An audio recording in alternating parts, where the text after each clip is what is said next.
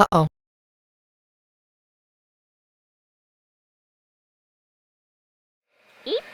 Hey everyone, I'm going to do what I kind of hope it's going to be a quick video, but it's going to be something different. We got a PowerBook 3400c introduced in 1997, 96, 97, way before Wi-Fi even existed. We're going to make it Wi-Fi. We're going to do something totally off the wall and stupid that you're going to ask why. We're going to put Wi-Fi N on this laptop. Now, Wi-Fi N came out in the last part of the 2010s. Or, no, I'm sorry, not 2010, 2000s, like 2009, 2010 or so. Might even be newer than that. I'm not really up on Wi-Fi technology anymore. So,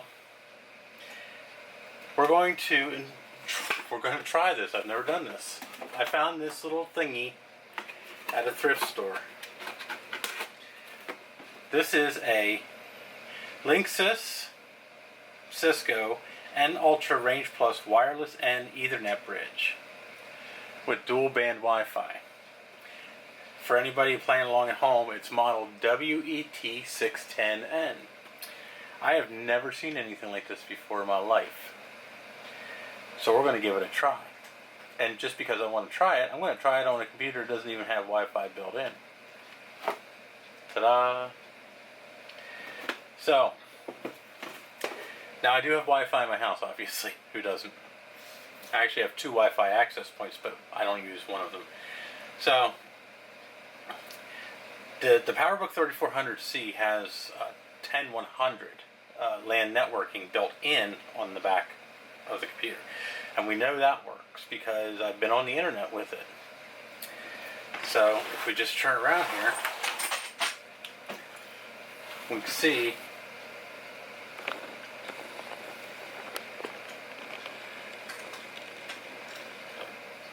the 10 meg Ethernet port right here. Okay, there's no Wi-Fi. There is infrared, but there's no Wi-Fi on this machine. And to my knowledge, I don't think any company has made a Wi-Fi adapter for anything this old.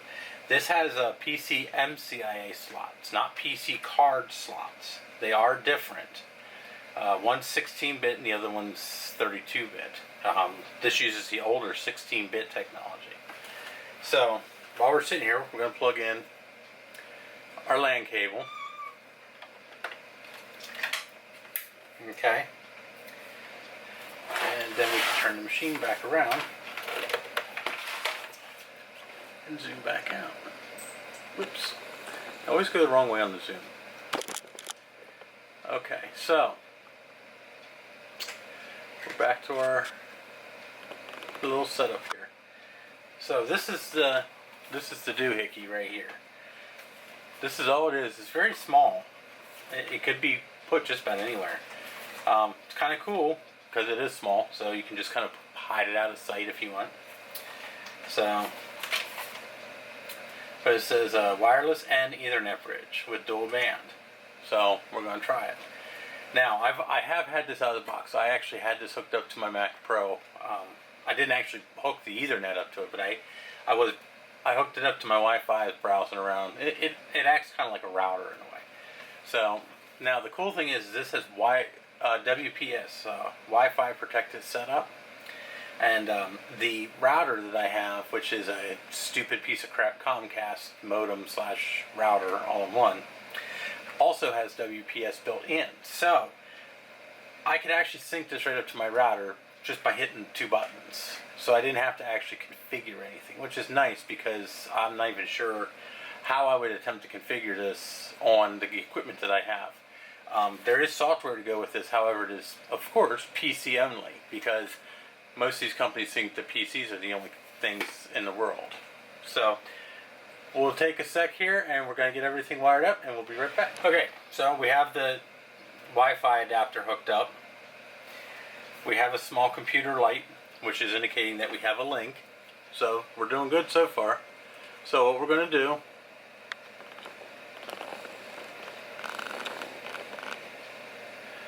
zoom in here on the laptop. It's best we can here. So hopefully that's somewhat readable. This machine's running OS 8.6. So if we go into Open Transport under your control panels, which is called TCP/IP.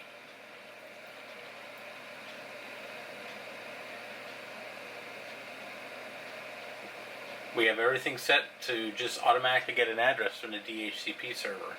So in all reality, we should be good to go. So if we go into Apple System Profiler,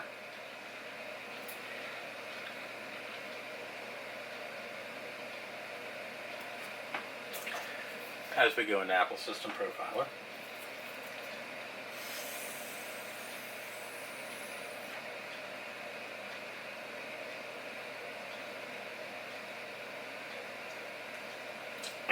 if we go to TCP/IP down here on the bottom,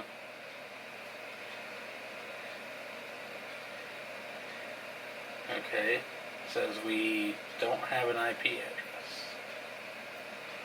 Okay, that's kind of odd.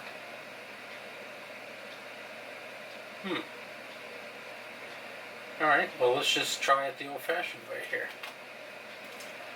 Just go into the hard drive.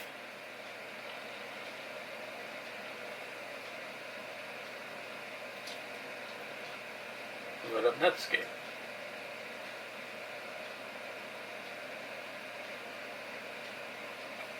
And this thing has Netscape on it somewhere.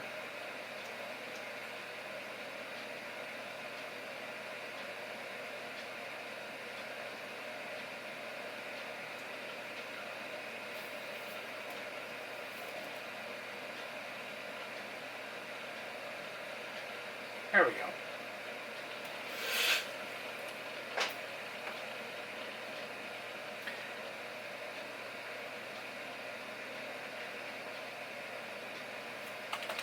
Now let's see if we can go to Google.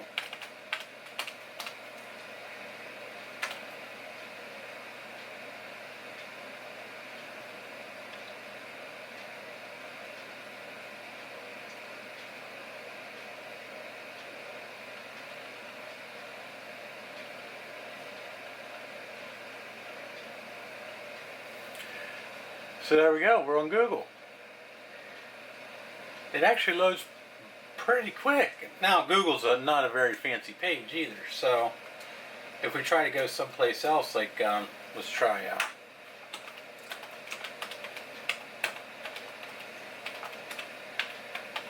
Macintosh Garden.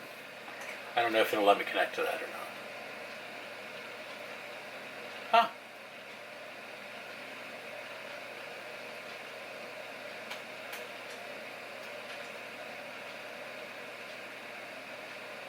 There we go. And the little blue lights on the little adapter are blinking away, just like crazy. So, just like that, we now have a laptop from the late 90s online using Wi-Fi from the early to mid 2000s, which is actually still pretty common today. The N standard seems to be the most common nowadays. I know AC is the most modern and up to date, but it seems like the N standard has stuck around for quite some time. All of my computers that are Wi-Fi all only have wireless N in them. My iMac in the background, my G5 that has wireless N. My two MacBooks have wireless N. My Mac Pro, should I actually use the wireless, which I don't, that has wireless N.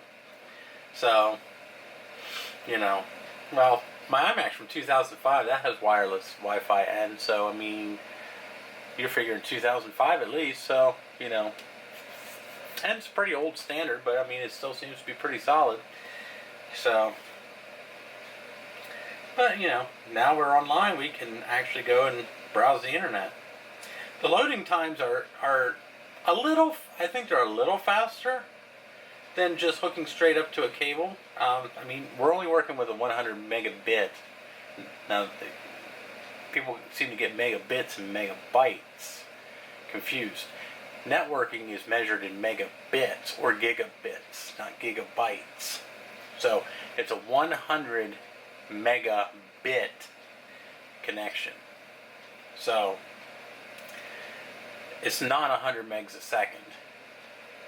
So we say it's 100 megs a second, but when you say that, people think you're talking megabytes. Well, it's actually megabits. It's more like, I'd say 30 to 40 megs a second. I could do calculations, but that would hurt my brain. So, but this was just a quick video to show that if you have an old machine, you want to get Wi-Fi on it, this is a very valid option. And it doesn't take up much space, and it could be carried with you in a laptop bag rather easily for anybody who's on the go.